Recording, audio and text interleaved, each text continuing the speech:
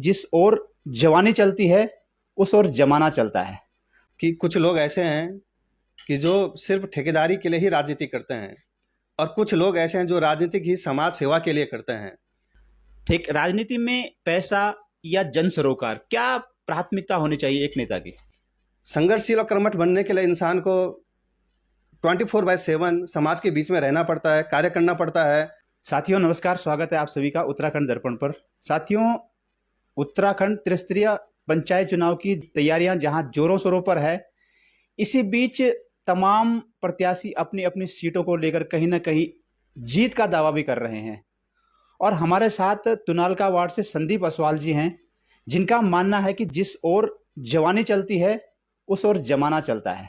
तो ये सबसे युवा कैंडिडेट हैं तुनालका वार्ड से, और छात्र राजनीति से लेकर और युवा भाजपा मंडल अध्यक्ष की बात करें और भाजपा प्रत्याशी भी हैं ये, और आज जिला पंचायत सदस्य का चुनाव लड़ रहे हैं। तो इनसे पूछ लेते हैं क्या कुछ विजन है, किस विजन को लेकर आप धरातल पर उतरे हो, क्या कुछ मुद्दे हैं जिन मुद्दों को लेकर आप जनता के बीच में जाने वाले। एक तरफ जहां 50+ और एक तरफ युवा, और जहां एक तरफ ऐसे प्रत्याशी भी हैं जो कई सालों से जन सरोकार से जुड़े हुए हैं, और तमाम ऐसे भी प्रत्याशी हैं जो बरसाती, जिनको कहेंगे चुनावी नेता, वो भी मैदान में हैं। तो किस तरह से आप ये पूरा चुनाव का आकलन करते हो? देखिए, मैं सभी का सम्मान करता हूँ जितने प्रत्याशी हैं, लेकिन मैं उनसे ये भी एक निवेदन करता हूँ कि अगर आपको जन सेवा करनी है तो जन सेवा आप 24/7 कीजिए। ऐसा नहीं कि जब चुनाव आता है आप तभी आप लोग आ जाते हैं, आप एक कर्मठ बन जाते हैं, एक संघर्षशील बन जाते हैं। संघर्षशील और कर्मठ बनने के लिए इंसान को 24/7 समाज के बीच में रहना पड़ता है, कार्य करना पड़ता है, और कहीं ना कहीं जो आपकी दिशा है वो एक सामाजिक दृष्टिकोण होना चाहिए।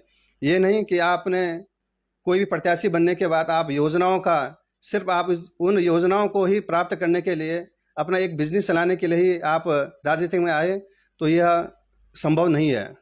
सर, आज राजनीति का मतलब कहीं ना कहीं ठेकेदारी प्रथा को आदमी प्राथमिकता दे रहा है। ठीक, राजनीति में पैसा या जन सरोकार, क्या प्राथमिकता होनी चाहिए एक नेता की? देखो, निश्चित रूप से जन सरोकार ही प्राथमिकता होनी चाहिए।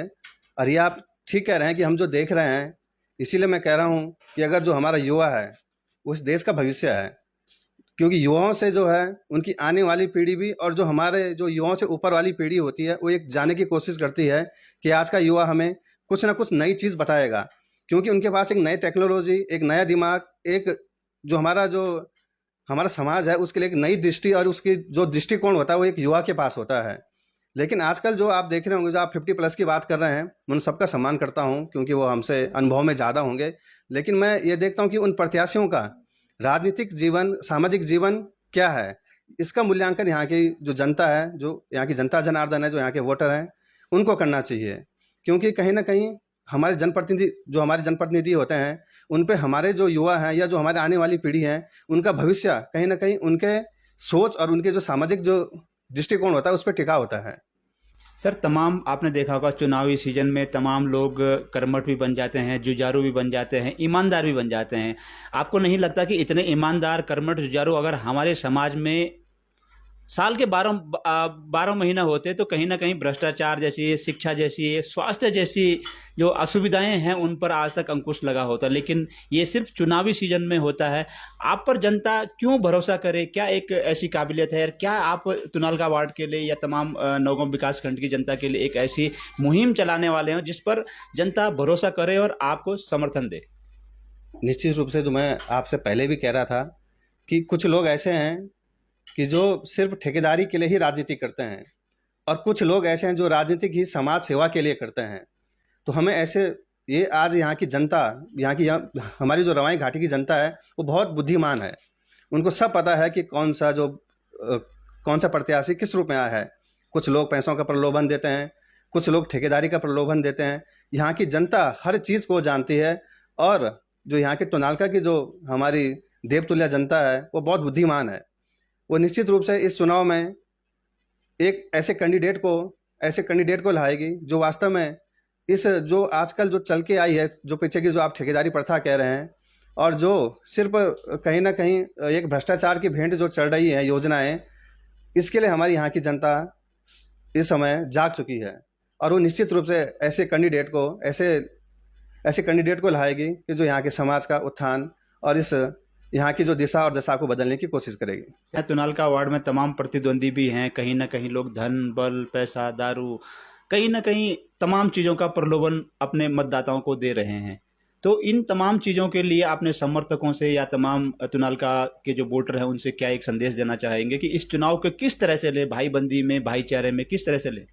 मैं तो देखो, मैं यहाँ की जनता को ये कहता हूँ कि यह एक चुनाव मात्र नहीं है, यह इस क्षेत्र की 5 साल की, आप इस क्षेत्र को 5 साल में कहाँ तक पहुँचाना चाहते हैं, आपको इस 5 साल के अंदर, क्योंकि जो जिला पंचायत होती है वो कहीं ना कहीं एक बहुत बड़ी बॉडी है, वो समाज में बहुत कुछ कर सकती है। तो मेरे यहाँ के जो जनता है उनसे यही अपील है कि ये जो 5 साल हैं वो कहीं ना कहीं जो हमारी युवा पीढ़ी है या जो हमारा जो ये समाज है इसको एक सुधारने की कोशिश करनी है। इसलिए आप ऐसे प्रत्याशी को लाएं कि आप ना तो कोई धन के प्रलोभन में आए, ना किसी शराब के, ना किसी के। एक युवा प्रत्याशी हूँ मैं भी, यहाँ की जो जनता है उससे अपील करता हूँ कि मैं एक युवा प्रत्याशी हूँ और मेरा जो बैकग्राउंड है, मैं छात्र राजनीतिक से ही शुरू की है, तो कहीं ना कहीं मैं एक समाज सेवा करना चाहता हूँ। इसलिए मैं यहाँ की जो जनता है इनसे अपील करता हूँ कि आप किसी के धन बल के बहकाव में ना आए, मीट मांस के बहकाव में ना आए, किसी के शराब के बहकाव में ना आए, क्योंकि अगर आप इसके बहकाव में आए तो आपके जो आने वाली पीढ़ी है वो आप हमेशा वो आपको कोसेगी। आपने कैसे यहाँ के जो प्रतिनिधि को है, आपने यहाँ का जो प्रतिनिधित्व सौंपा है, कहीं ना कहीं वो आपसे 5 साल बाद जवाब मांगेगी।